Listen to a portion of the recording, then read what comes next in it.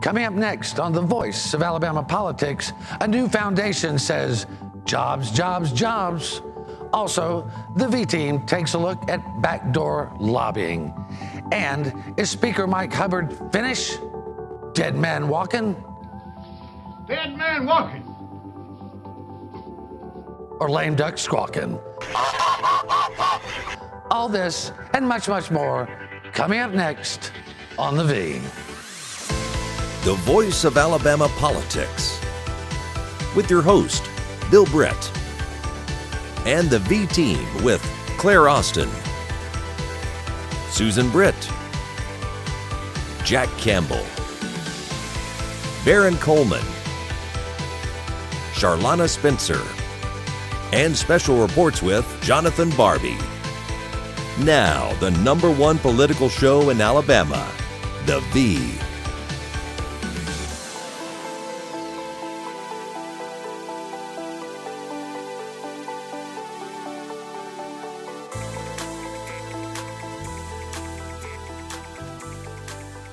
Welcome to The Voice of Alabama Politics, where we tackle the tough issues so you have the hard facts. I'm your host, Bill Britt, and as always, I'm joined by the V-Team. Welcome all. How's it going? A big announcement this week. Former Auburn head coach Pat Dye, former CEO of Alabama Power Charles McCrary, and current CEO Ray Harbert of Harbert Management have come together with a foundation to back Dale Marsh's omnibus gaming plan. This is a very big deal. We were there at the press conference. Let's take a look at what happened. And we've got a built-in thing with the gaming and the lottery that will solve the financial problems in this state. And Dale Marsh has come up with a plan, and I talked to all of the people involved in the bill, and I can't see anything out there that would keep me from wanting it to pass and go before the people and let the people in the state of Alabama vote for it. The pluses outweigh the minuses. The good outweighs the bad. This is not about the Alabama family. This is not about the Auburn family. This is about the state of Alabama family. I see an opportunity. I see an opportunity in the Marsh plan. Number one, I see an opportunity to create 11,000 jobs. We need to make Alabama more of a destination state. Yes, it is a destination state for things like the beaches and a host of others, but this can make us a destination state where people come here. Don't we have confidence in the people of the state of Alabama to let them vote, and let's let them decide whether they see the same opportunity as I do, and that Coach Dye does, and a host of other people do. An amazing event to be at. Baron, is this a game changer? It's a game changer. I mean, there's no doubt about it. This thing was on life support, it seemed like, just a few weeks ago. Didn't even come up for a vote in either chamber during the regular session. There was some question whether or not it would come up at all during the special session. I think those doubts can be put to bed. The biggest thing that I saw was not just the 3 participants, but where the press conference was held. It was held at the Business Council of Alabama, who's basically had their way with the legislature the last 4 or 5 years, gotten pretty much anything they wanted. And BCA hadn't formally, I don't think, come out in favor of the bill, but I think this precludes them from coming out against it. I think so too, and the foundation is going to grow, isn't it, Susan? It is. What they said they were going to do in the press conference this week was to go around to the different businesses across the state. Pat Dye was talking about actually having town hall meetings all over the state, and he would be glad to show up at any of them. That's going to be a huge crowd draw for voters. This is going to be a really big deal. They're looking at TV, radio, and lobbying, Jack. I mean, these 3 guys probably all could write a check. They probably could, but they were smart to get Pat Dye involved because he's a big name in Auburn. He's a big name statewide. He and Mike Hubbard were once business partners. Yeah. Mike Hubbard came out publicly saying that he would support a gambling bill, but it was exclusive to the Indians. And Mike kind of took a back seat to Pat Dye this week when Coach Dye came out and said, I support Del Marsh's bill. That's big news. Well, I think it's very big news because you had Governor Bentley has come out against it. Mike Hubbard's come out against it. But here you have Marsh and these big businessmen, as we call them, the big mules out of Birmingham. Baron, they got a lot of power. They do, and Governor Bentley at this point has zero with respect to this issue. He can't stop it now if he wanted to. He really can't do much to support it now if he wanted to. He does have the bully pulpit, but this passes out of the special session, as you guys covered a couple of weeks ago, with a 60% vote, the exact same vote that would have been required during the regular session. I mean, nothing's changed. This can come up anytime the legislature's meeting, whether or not it's a special session or a regular session, and it looks set to pass. I mean, I don't want to predict the future, but it looks like it's moving in the right direction. Well, I tell you, lobbyists were calling all over the place on Thursday and Friday going, how do I get involved? Where's the opportunity? There's a lot of people who see this train has left the station and they want to get on board. But I think it's very interesting what you bring up. This can go to a call within a special session as long as 3/5 of the legislature says so, right? And then this goes to a vote of the people. Bentley has always said he wanted to let the people vote. Why not let the people vote? I remember the old game show To Tell the Truth. Will the real Robert Bentley please stand up? He's been all over the map on this issue. And, he's losing credibility. I'm sorry. He's a friend, and I think he's done a great job. But I don't understand the flip-flopping. Well, I understand he's theoretically against gaming, morally, ethically, he's against gaming. But he's always publicly said he would allow the people to vote. He would not stand in the way, and he's clearly attempting to stand in the way. Well, and Susan, we all think the world of Governor Bentley. What do you think's going on in his head? I just really think he never thought that this would ever come before the legislature during his administration. But I tell you, there's a piece of misinformation that I'm concerned that's out there. They're saying that Bentley's saying that he's not going to put it in the call. That really doesn't matter. The legislature can override him on that. And because this is a constitutional amendment and not legislation, it only takes 3/5, not 2/3, to be able of the vote to be able to pass it through. And the governor doesn't get the opportunity to veto this. It goes straight to the voters. How fast can we get it on the ballot? 90 days after the end of the special session. So it could be pretty quick. Yeah, I mean, if they end in August or September, it could be there by the end of the year. Wow, that's pretty fast. A lot of folks were in Birmingham over the last couple of weeks, a lot of big events, especially the big event that was Deontay Wilder fought the heavyweight title. 10,000 people showed up. And also the same night, 50,000 people show up to see Garth Brooks. I have no idea why they would do that, but they did. They've got a time machine. It was 1994. But this Deontay Wilder event, I saw pictures from that. I mean, man, it was fantastic. I watched it on Showtime. What a spectacle. It made the state of Alabama look great. They bragged on the state of Alabama the entire time. It was a great fight, 9 rounds. The champ won. And as soon as they put the microphone in his face, all he could talk about was how great the state of Alabama was. This is big-time boxing, world championship heavyweight boxing. Birmingham used to be a big boxing city. It kind of lost it, though. Well, it lost a lot over the years, but hopefully they'll make a comeback. And if we put a nice casino up there, I mean, be morally opposed to it, but it's an economic opportunity for Alabama. Can you imagine if there was a casino and a big stadium where you could bring in SEC football championships and things like that? McCrary said yesterday we need to make Alabama a destination state. Yes, we're a destination for the beach and so forth, but you got to drive all the way through the state to get to the beaches, or drive all the way through the state to get to your lotteries or whatever. If we had that and we had a centralized location in Birmingham, that would draw people from all over, maybe on a monthly basis. Even a weekly basis. Imagine the economic boom that could cause. Take a look at a map and try to go up Interstate 85 and see how far you have to drive to get to a casino. Think about all those people in Atlanta that right now are boarding all those buses and getting in their cars and driving through the state of Alabama, heading to Mississippi. They'll all stop in Birmingham and the Montgomery area, go down to Atmore, go down to Mobile. They don't have to go to Mississippi anymore. Well, I'm not going anywhere to play craps or roll dice or any of that. That's the same thing, isn't it, Jack? Well, it is, but still. But I will go see Deontay Wilder in a heavyweight fight, and I might even go see Elton John. We're going to have to leave it right there. You're watching The V, the voice of Alabama politics. We'll be right back.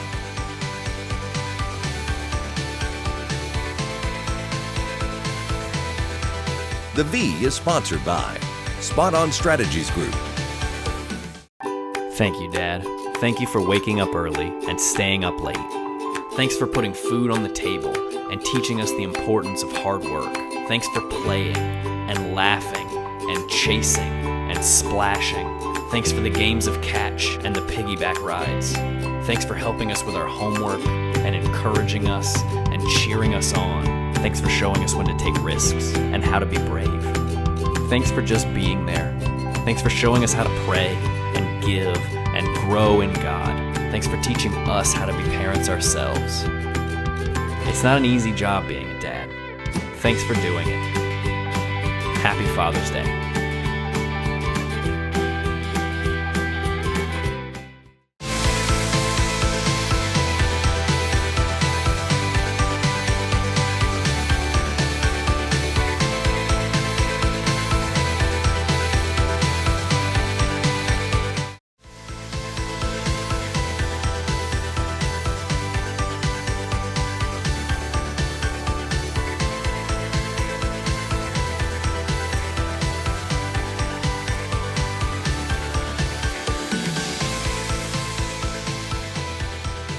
Welcome back to the V, the voice of Alabama politics. This week, after several weeks and really more than a month of research, ALreporter.com released a story that I wrote, that Susan helped me work on, about a law firm who's receiving large amounts of cash from the two-year college system to lobby.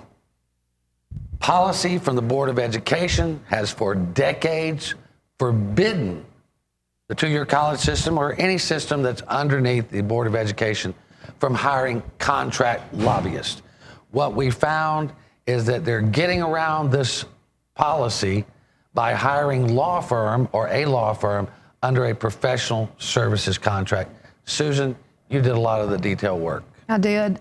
Now, under the current administration, as you said, the State Board of Education has a governance over the two-year college system.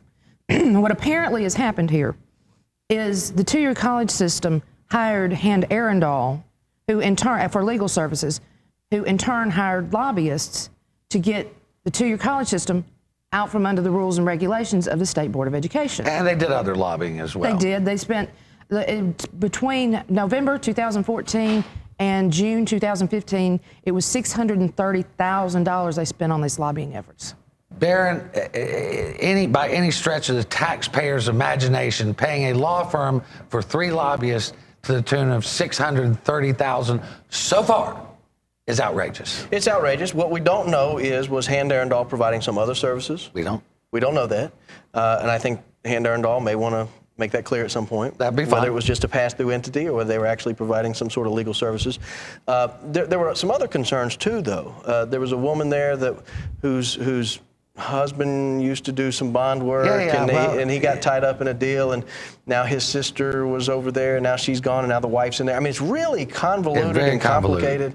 It's tough to sit there and articulate exactly what's going on, but I know this much. Based on what you guys reported, it stinks to high heaven, and somebody needs to look at it a little closer. Jack, this two-year college system, about 17 people went to prison for craziness over there. We have some of the same players back. I know, and you think they'd wake up and smell the coffee, because this does not smell good. You're right. I mean, and one of the leaders of the Senate has a son who works for the law firm. The law firm gets hired under, I'm going to use this loosely, guise of doing legal work, and then they go out and hire the lobbyists to carry out the mission. I mean, I'm sorry. Well, that underscores everything that's wrong over there at the State House. The managing partner for Hand Arundel is registered as a lobbyist for the Alabama two-year college system. I mean, it's just that obvious. And you've got people over there, it is like Barron said, who have been there before, or relatives of people who've been there before that had to leave under suspect situations. And now, Susan, they've been taken out from under the Board of Ed and placed under a separate board. Absolutely, with no policies so far. Also, one of these lobbyists has his office next to the chancellor. I find that a little, when you call over to the Alabama Community College system and ask for this lobbyist, you get the chancellor's office. It is you have to go read the story. It is convoluted, but I think we map it out pretty good. But this backdoor lobbying, if that's what it is, has just got to stop. Two of the people involved with this have very strong ties to a leader in the Senate. Yeah. Well, it's just, it may not be illegal, but it's smelly. I tell you something else from my standpoint, it's pretty smelly. I buy a lot of stuff online. I like buying online. I don't have to get in the car. I don't have to go anywhere. I can buy it. If I don't like it, I can send it right back. Great online service for most places. Governor Bentley and the legislature is looking to internet sales tax to save our struggling budget. I don't know a lot about the mechanics, but Barron, I'm sure you do. Yeah, I mean, it's again, a very convoluted problem we have here. Now there's sort of a voluntary tax. If you want to pay it, you can. If not, nobody's ever going to say anything to you about it. They're trying to make it sort of a mandatory deal where these online outfits will have to collect the tax for you and forward it to the state of Alabama. I was, again, under the impression that Republicans sort of like low taxes. It baffles me that time and time again they're coming up with a way to raise our fees, institute taxes that weren't there before, raise taxes that are already in place, and then run around and campaign as if they don't raise taxes. I mean, it's hypocrisy in its highest form. And Governor Bentley's burning midnight oil trying to come up with creative ways to raise taxes when all he has to do is go to the beach and let the Del Marsh bill pass, and our budget woes are solved. Well, I just, for me, one of the attractive things about the internet, I mean, there's some sites that do charge you, but one of the attractive things is you go on there and you buy your stuff and you don't have to pay 10% sales tax. Right. I mean, I like that. Having been a tech for, 20 plus years now, here's my problem with it. How are you going to track it? How are you going to make it fair? You tax Amazon, but how are you going to tax the guy who's selling his Pez collection on eBay? All right, is he going to have to run down to the courthouse and pay taxes on that? I mean, and if you're tracking this to that degree, what's it going to cost to do that kind of It's going to outweigh the sales tax benefit. I'm sorry. And does the state of Alabama even have the legal right to go in and audit Amazon in the first place to see if they're paying their taxes? Right, and I agree. And Senator Sessions vehemently against this, too. Well, he's a Republican. Yeah, he's actually... He's a true Republican, unlike this crowd up the street. We got a lot of faux Republicans, what we've all called borrow and spend Republicans. Absolutely. And they're trying to do it again. Yeah, well, speaking of borrowing and spending, they borrowed a bunch of the tax money and flew over to Paris again for the Paris Air Show junket. They've kept this thing on the down low because the first year they went over there, we blew them up. The second year, AL finally discovered that they'd gone over there. This year, Susan, they're over there. They're partying on the Champs-Élysées or whatever it's called. But it's a silent mission. There's no tweets. There's no Facebooks. Nothing. Complete code of silence. Well, I will say this: from people we know are over there, they have been putting things up on their Facebook, but it has nothing to do with the Paris Air Show. They're commenting on local news, acting like they're back in their district working. They're not. They're over there. Oui. Well, I'm a French Republican. I'm all for it. No, actually, I think it's ludicrous. What's over there that they need to go? I mean, they're making announcements. Couldn't they make the announcement from here? I mean, we have Airbus already. What's the point here? Go around saying oui and de jure, and you're all right. And I'm fine if Greg Canfield wants to go over there. I know. And I'm fine if they want to send 5 or 6 people over there. But Birmingham sent a delegation over there? I mean, Mobile, Montgomery, everybody seems to want to go over there every year and play and party on the taxpayer dime. And then this year, though, at least they have enough shame that they're not promoting it. Well, the first year they had a private party at the palace in Versailles and got to tour Marie Antoinette's boudoir. Last time they had a private party over there, some people lost their heads. Some of these Republicans probably. Well, at least we won't have to watch Minda Riley's obnoxious picture sharing about being in Paris again. Oh, well. All right, we're going to have to hold it right there. You're watching The Voice of Alabama Politics. We'll be right back. Oui. Bonjour. I thought it was just yes. Oui is yes. Yes, we will. Yes. Bonjour. It's just the only French words we know. That's all we know. Hey, speak for yourself, buddy.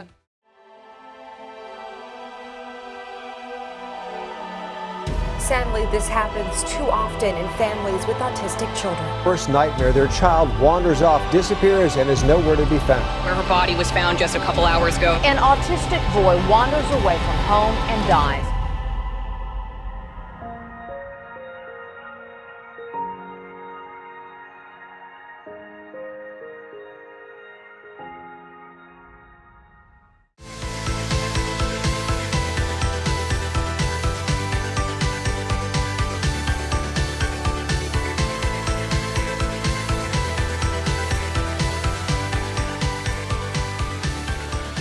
Welcome back to the voice of Alabama politics. Susan, Governor Bentley has said he's going to call a special session, most likely two. One, he wants to handle the budget. The other one is so that they can pass legislation to issue a $50 million bond to build a resort hotel down in Gulf Shore State Park.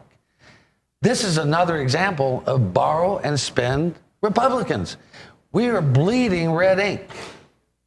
Good idea? Listen, if I can't pay the mortgage on my house, I have no business building a palace in my backyard and asking my neighbors to help me pay for it. I need to concentrate on getting my mortgage straightened out before I do anything else.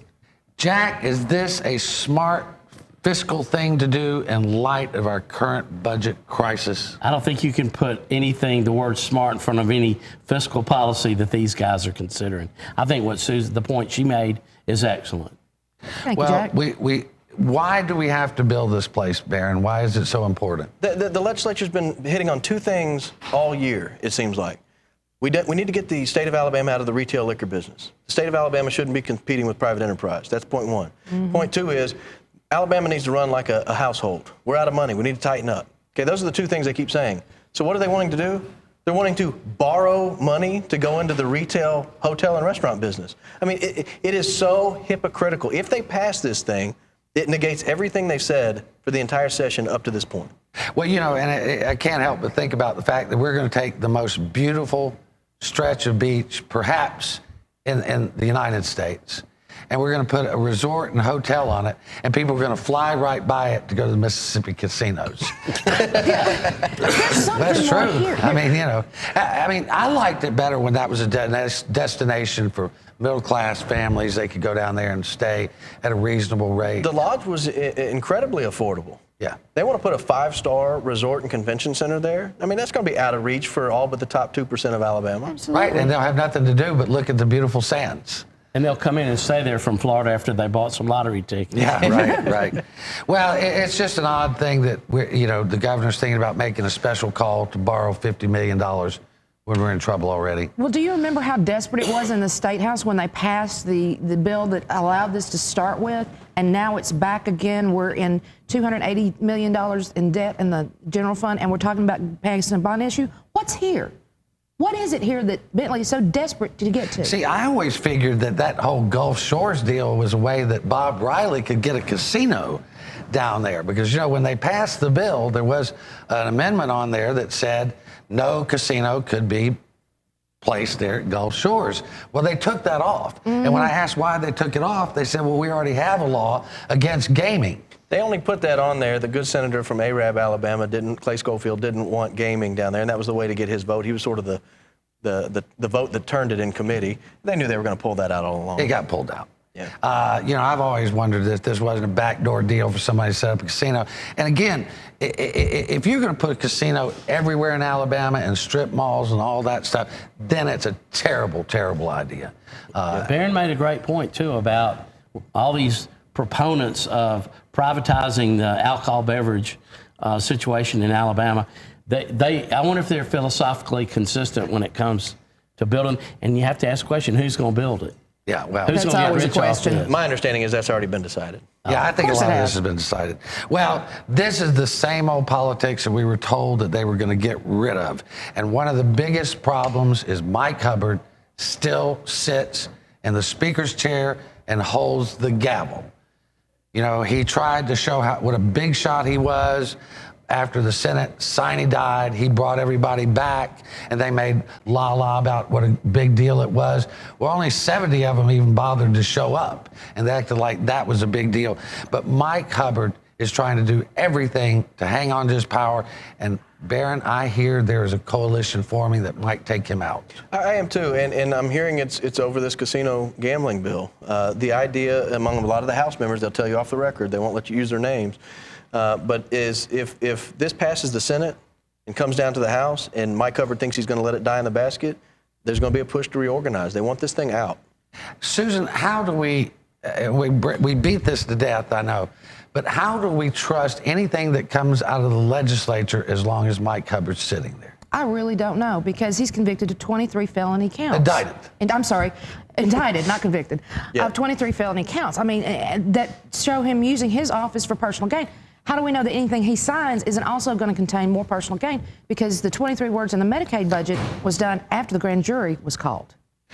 Which is amazing. Yeah. Which is amazing. Yeah, I've talked to two state reps, one kind of tepid on Mike and the other anti-Mike, and since the McCrary press conference. And they both have said, if this comes out of the Senate and comes to us and he stands in the way, whoa, Nelly, as Keith Jackson used to say. Well, you know, they had an article in the Auburn Villager. Somebody has got a poll out there that's polling District 79 to find out who would be the best replacement for Mike. There are people in Auburn looking ready for him to go. Yeah, I read the piece as well, and I called around. One of our former clients, Sandy Toomer, was listed in that poll. Right. He said he knew nothing about it, had nothing to do with it. I asked him if he heard it, and he said it was a polling company, I believe, out of Anniston or Gadsden. He said somewhere up that way. In Don Eden's piece, every single person that was listed in there said we had nothing to do with this, which tells me an outsider is looking in there and trying to figure out who do we need to back when Mike goes down. Yeah, well, this thing, I think people have about had enough. You know, there's been more motions, filings.